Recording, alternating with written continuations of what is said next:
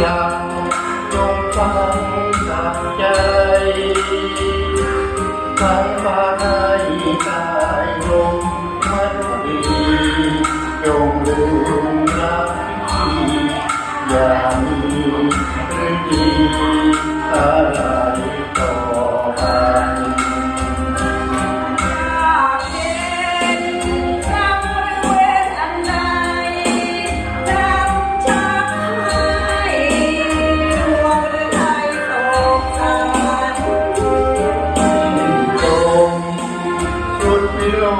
ลำพัน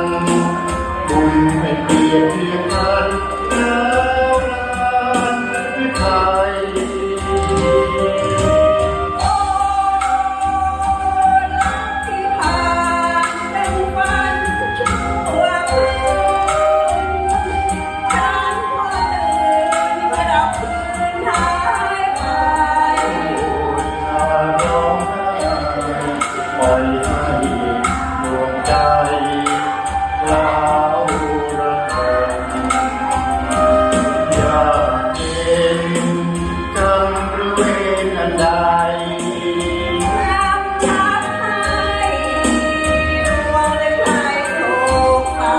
นสุดที่รุ่งลำพั